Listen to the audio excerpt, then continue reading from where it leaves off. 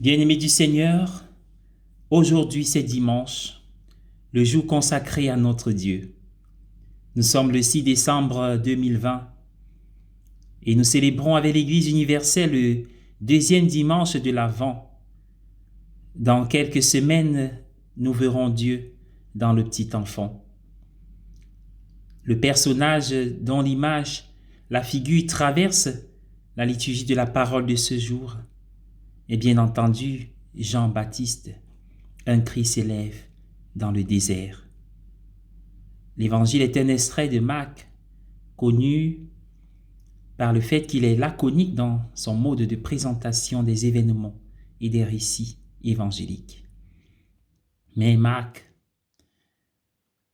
a pu donner des détails en ce qui concerne le mode vestimentaire et le régime alimentaire de Jean-Baptiste. Nous sommes certes sans ignorer qu'il ne s'agissait pas pour lui de nous imposer un quelconque régime, bien que cela nous interpelle pour nous les modernes d'aujourd'hui sur le détachement et cette capacité de privation pour les choses éternelles. D'ailleurs, Pierre, dans la deuxième lecture, parlera de ce que tout disparaît. Tout disparaît, tout ce que l'homme a fait. Et donc, dans la conscience de ce que un royaume est attendu, il faut s'attacher aux choses qui demeurent. Et il y en a des choses qui demeurent, les fruits de l'esprit. L'amour ne passera pas, comme dit saint Paul. Et donc, si Marc ne voudrait pas nous imposer ce régime, il y a sans doute quelque chose qui retient son attention et marque la pertinence de la figure de Jean-Baptiste. Il s'agit de son message, le message qu'il porte.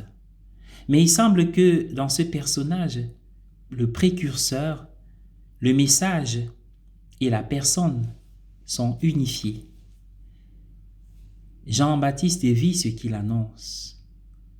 On ne peut plus faire la différence entre la voix qu'il est, comme dit Isaïe, une voix crie dans le désert, et la parole qu'il porte, la parole qu'est Jésus. Et quel est ce message? C'est que nos vies, tout doit être centré, orienté, tourné vers Jésus. S'il nous est posé la question de savoir, et toi, quel est le terme de ta vie? Quelle est la direction, le sens de ta vie? Ces jours-ci, nous parlons de la venue, et cela tombe bien car l'Avent Adventus, c'est l'attente, l'avènement d'un avènement. Cyril de Jérusalem parle de deux avènements. Le premier qui est très discret, à l'étable de Bethléem, et le deuxième avènement à la fin des temps, mais sous des traits de royauté. Comme dit la première lecture d'Isaïe, il vient avec toute puissance. Et comme annonce le psaume, amour et vérité se rencontrent, justice et paix s'embrassent. On comprend pourquoi nos aînés dans la foi, les Juifs, espéraient un Messie triomphateur. Mais la lecture d'Isaïe finit par l'image du berger qui prend la brebis contre son cœur, d'où la douceur et la tendresse de Jésus. Alors, avec Cyril d'Alexandrie, avec Cyril de Jérusalem, autant pour moi, nous nous rendons bien compte qu'il y a cette venue à la fin des temps avec les traits royaux. Et Pierre dit, si vous y croyez, si vous hâtez le jour de cette venue, alors transformez vos vies. Quant à Saint Bernard de Clairvaux, il parle de trois venues. La première et la dernière venue sont des venues visibles. À Bethléem, les mages sont venus, les bergers sont venus voir. Et à la fin des temps, nous verrons Dieu tel qu'il est.